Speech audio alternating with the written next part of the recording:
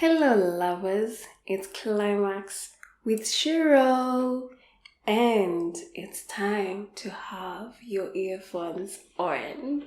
So I have missed you guys so much. Today we're celebrating Climax with Shiro. It's 1 year. We're celebrating 1 year of this amazing podcast and I wouldn't have done it without you. Obviously, I wouldn't have done it without you, my fans. It has been such an amazing journey where we did 17 episodes for season 1 and now we are in season 2. I cannot believe it. I cannot believe it. When I decided to do this podcast, I always wanted to talk about sex and just educate people about sex and just have these taboo conversations that people don't want to have, because growing up we were told sex is bad, yada yada. But yeah, so I was like, we need a platform to communicate this. So anytime I would meet up with my friends, we will have talks about sex and I will always talk about sex. I love sex. Who doesn't love sex? Anyone who pretends not to love sex is just lying, So we will meet and I will talk about sex and then we'll be like, why don't you just start a platform where you just educate and just have these conversations that are taboo? And here we are. I got the courage through my friend and my producer, Olive. Shout out to her. She was like, you know what? You just need to start. And I started it and here I am 1 year later celebrating Climax with Shiro. It's amazing. So this episode is basically just to celebrate Climax with Shiro. It's a birthday special.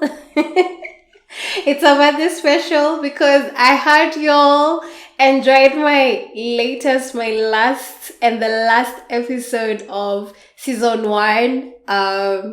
Y'all had fun. If you haven't listened to it, I suggest that you go back to Spotify or YouTube, subscribe, go listen, and be sure to leave a like. You have to. And a rating. There is no way. And amazingly, it's also my birthday. Yay!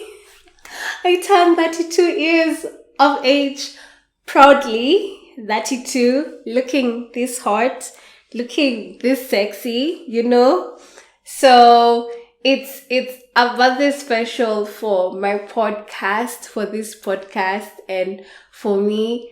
And it's just been amazing. I have been honored by the amazing love that I have received from each and every one of you who come into my DM, every one of you who just show up or who leave ratings, each and every one of you who leaves a like on my YouTube, each and every one of you who comes from whatever platform you're listening to and onto my Instagram, which is Climax with Shiro. By the way, CIRU.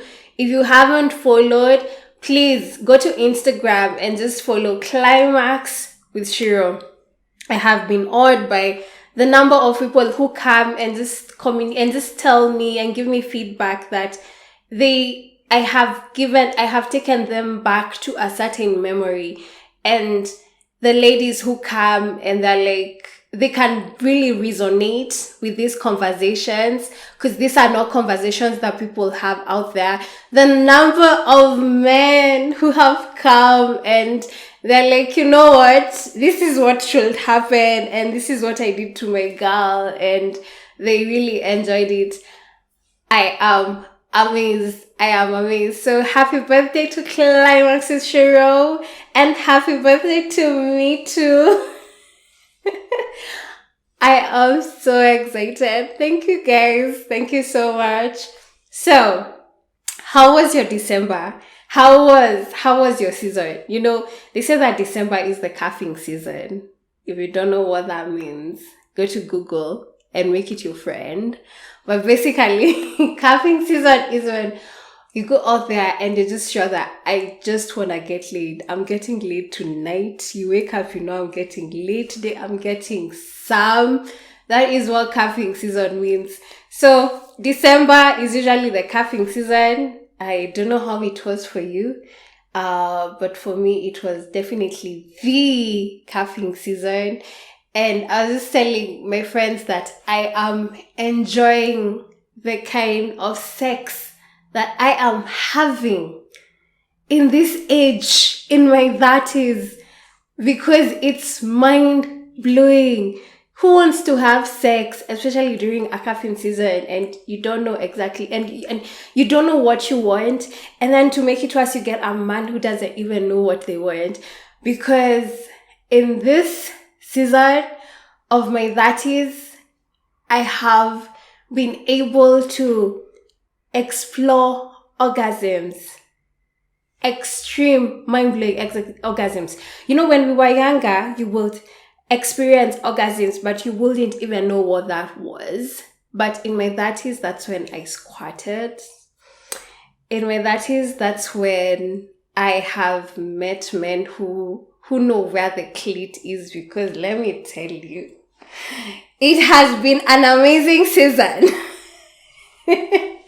I have experienced the creme de la creme of men who are aware of our clitoris. I haven't had to show a man where my clit is. Not at all. And I have, you know, when a man goes down on you and you're like, what the fuck? You know where my clit is? You can't even voice it because you're in shock, and your body, you're just having an out of body experience, because a man who even knows where your clit is a man who will definitely like give you they know how to eat it. They will give you the most amazing pleasure because they know exactly what they're doing. So if you've listened to my previous episodes, you know what my fantasy has been and what I like. I love BDSM, soft BDSM. So in this cuffing season, I had my own experience of Christian Grey. So we're gonna call this person Christian Grey / Joe. So I'm referring to Christian Grey, the 50 Shades of Grey book. If you haven't read that book, so this is a man who's really into BDSM, and he's introducing Anastasia, the other character, into BDSM, and she's a virgin. She hasn't experienced orgasms. So you can imagine yourself being a virgin and then you're experiencing this mind-blowing sex. Okay? BDSM to be specific. Yeah, so it's wild, and you're having your first orgasms, as in there is no in between with that, because when it comes to BDSM, this is a man who knows how to treat you right, because you have to be very vulnerable towards them. And now Joe is the psychopath who's really sexy. He's a sexy psychopath. Listen to me, guys. Listen. Not every psychopath is just wild and weird. There's just, if you put 1 + 1, it's equals to 2. Just think about it. Just give me a chance, okay? So, I had this experience. Excuse me. I met this man. I met this amazing man. First of all, he's so fine. He's so fine. He looks like he was bathed in butter and all good things. And he's so fucking pretty. Okay? So I met this guy and I was like, you know what? I'm in my season of getting laid. I know exactly what I want. There's nothing wrong with a woman wanting to have some fun and wanting to get some D, right? It's okay to get some vitamin D. And I'm like, okay, so this man is making a move at me. He's fine. He's very attractive. He's a pretty boy, to be specific. So I met this man. He makes this suggestions towards me. We're having conversations, and then he makes this. He will throw some hints here and there, very subtle. He wasn't really straightforward. And I'm like, okay, let me play along. And I played along, and so we ended up together, okay? So we ended up together. He's like, do you want to come to my place for a drink? And I'm like, yes, I would love to, because I want to get laid. This hints that he's been throwing around. So he's someone who's he had heard or knows of the things that I like, or I had mentioned, and he heard that, and he was okay with that. He drew some hints towards it, and he was like, this is, so he will make comments like, I can do this, I love this. I was like, okay, so I've met someone who's into this, so let's get it on. So he invites me for a drink, and I go to his house, and he's like, do you want to come to the balcony? And I'm like, okay, let's have this drink at the balcony. In my mind, I knew I was getting laid. We always know when we're getting laid, okay? So we're having the drink, and this man looks into my eyes and he tells me, if you were not new here, I would have bent you over, and I wouldn't care who would watch. So that's someone who enjoys exhibition. And it caught me off guard.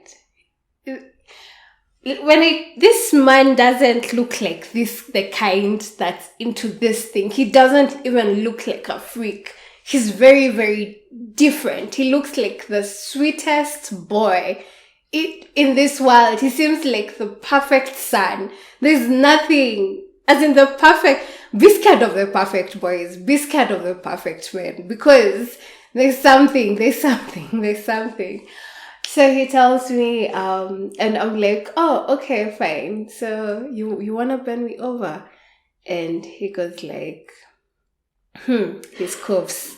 So I'm having my drink, and the next thing I feel is his hand on my neck, and he just holds it and bends my head and gives me the most scandalous kiss on earth.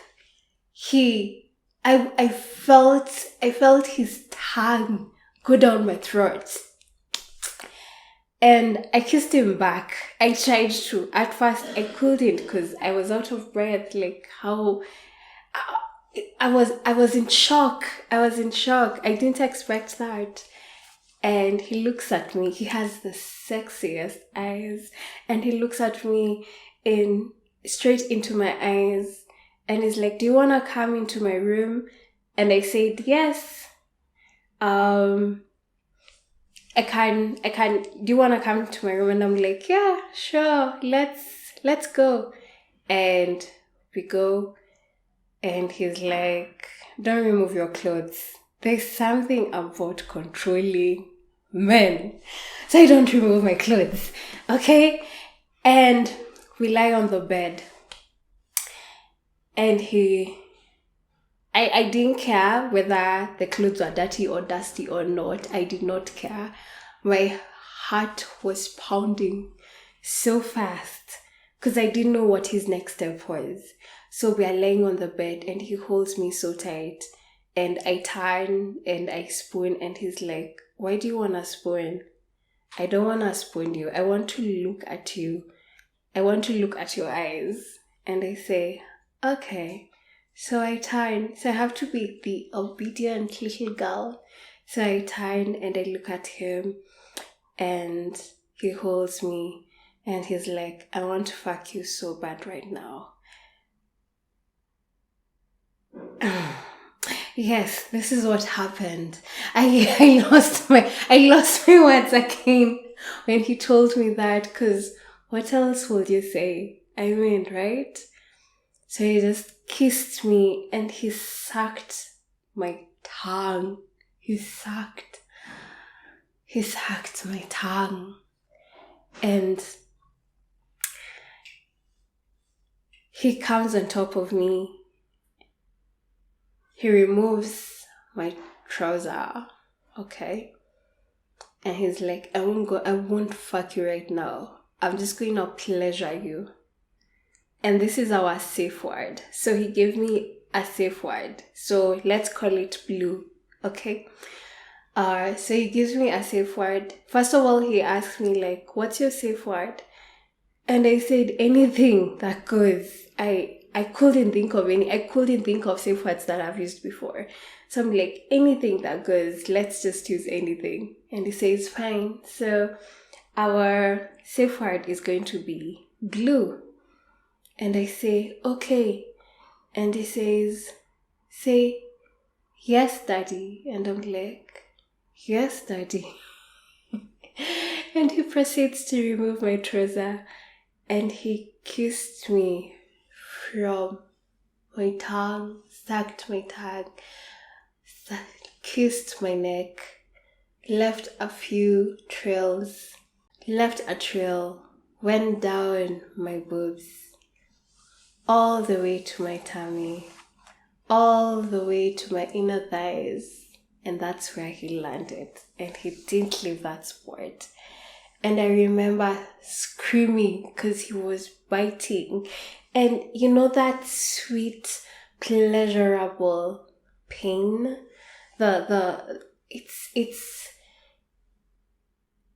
It's not too much, but yet it's not so little. It's just a perfect in between, right? So he leaves some trails on in my inner thighs, and he went up to my flower, okay, and he kissed the hell out of my clit. I remember being so shocked because I'm like, how does this man know where my clitoris is? Mark you, earlier on when we were having a talk, I had mentioned to this man that there is no way that men know where the clitoris is. And he looked at me and told me, you've been fucking the wrong man. And I was like, okay, fine. I've been fucking the wrong man. So, this is his moment to shine, okay? He kisses my inner thighs and goes all the way to my clit. He finds exactly where it is and eats the hell out of it. Kisses and nibbles the hell out of it while his hands were on my boobs. I was so shocked.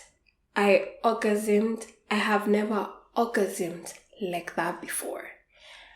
I have never reached that amount of climax that man made me reach at that moment. And as I screamed, he couldn't stop. He loved it. I remember shaking so hard. I shook like a leaf. He stopped. He came and held me. And he's like, come for daddy. Good girl.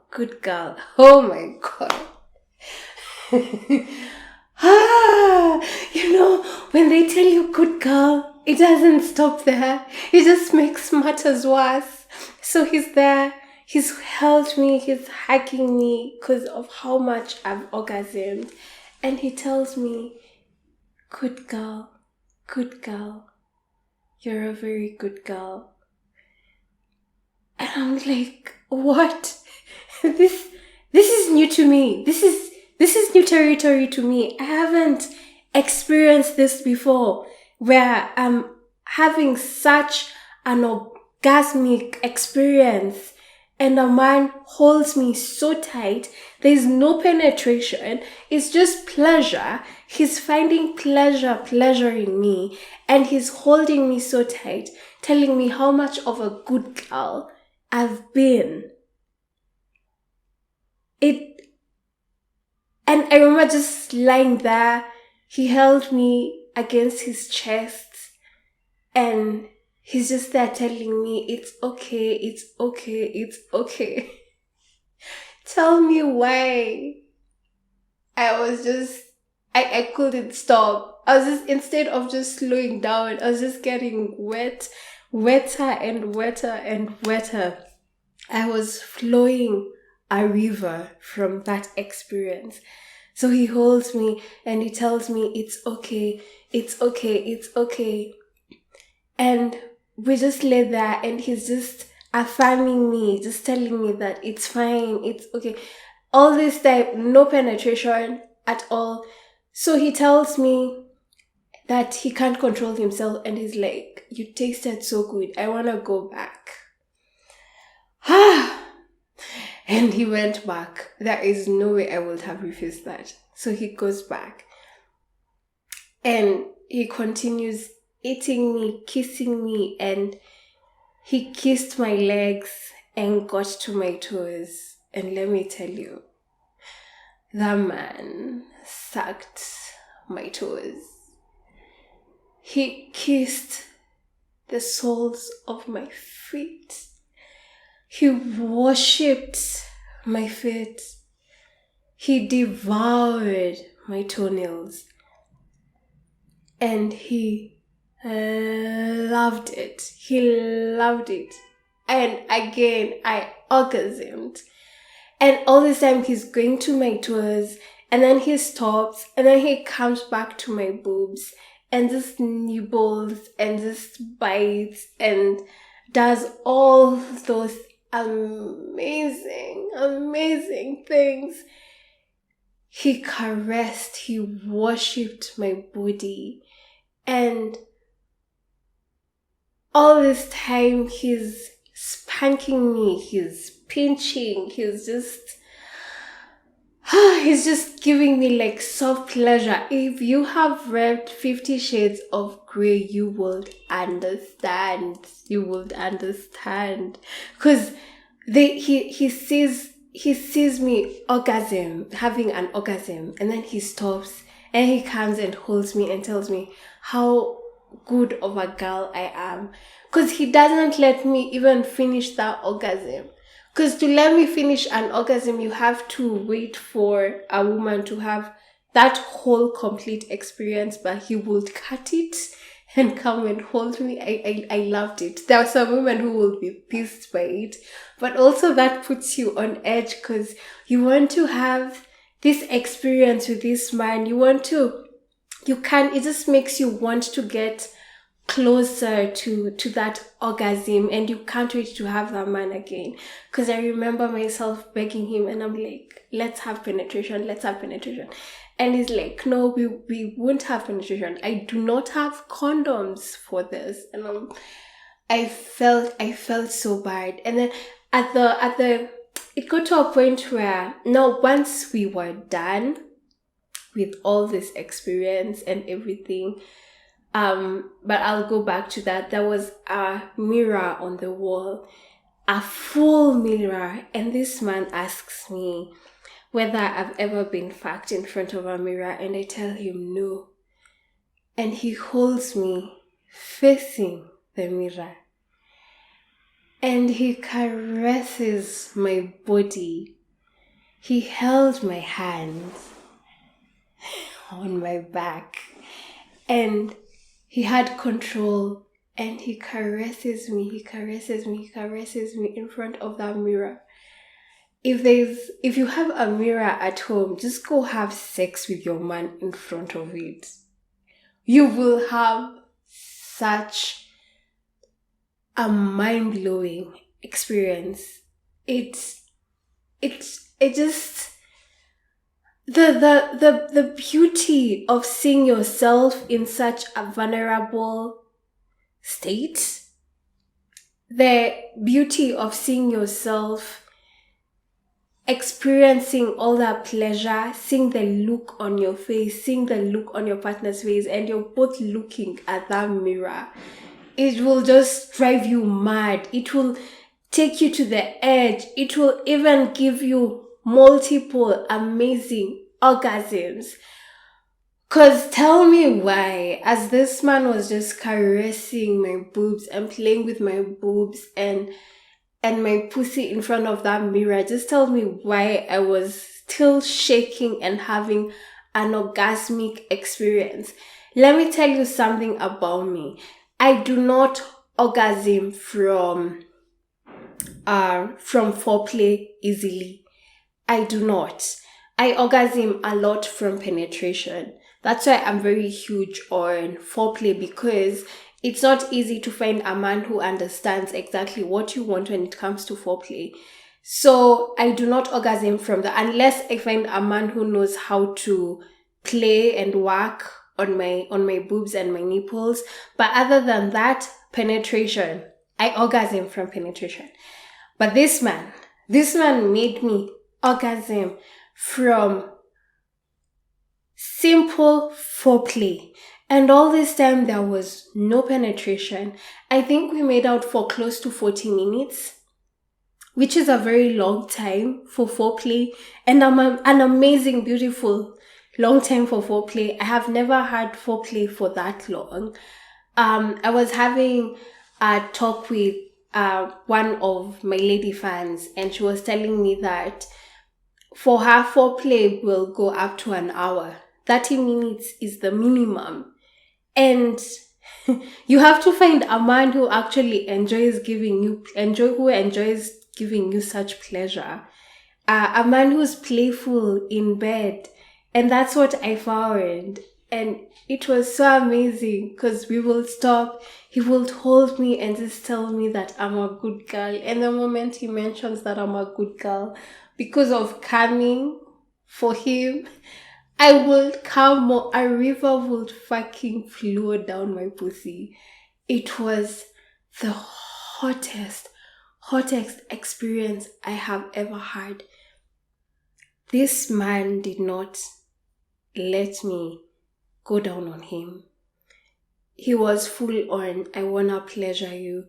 Because I remember there's a point where I even wanted to caress him and just hold him. And he held my hands back against the bed like this.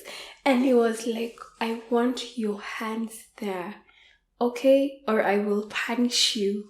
Oh, jeez. I will punish you. I was like, yes, please punish me. He's like, are you kidding me? I will punish you. Are you trying to taunt me? And I obeyed. And he will be like, that's my good girl. Oh my God. I remember when he was dropping me to my place, we were in the car, and he says something, and I'm like, I wanted to be disobedient just to see what he will do. And he tells me, you know what? I will punish you. And I was like, punish me then. I want to see you punish me. And he told me, do you know I can park this car on the side of the road and fuck you there? Because my car is huge and his car had space. And I was like, yes, let's. He looked at me and was like, are you taunting me again? But I had to go home, or I would have had car sex, and it would have been so fire. It would have been so hot. I had an experience that I've never had for the longest time. I not even for the longest, like this was the first experience that I had. You know, when you're reading 50 Shades of Grey and you're just having this fantasy and thinking that you wanna meet such a person, and then you add Joe to it, the sexy psycho who falls in love. It's just the perfect combination. It's just the perfect combination.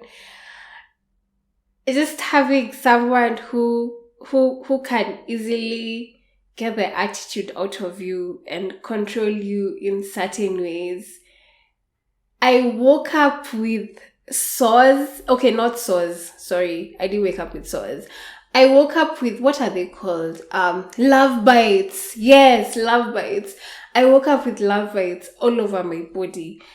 And my tongue, this man was shoving his tongue in my throat. The kisses, they were so deep because he would hold my head like this and just direct it towards his mouth. It was just a mind-blowing experience for me. It was an amazing December. It was amazing. It was amazing.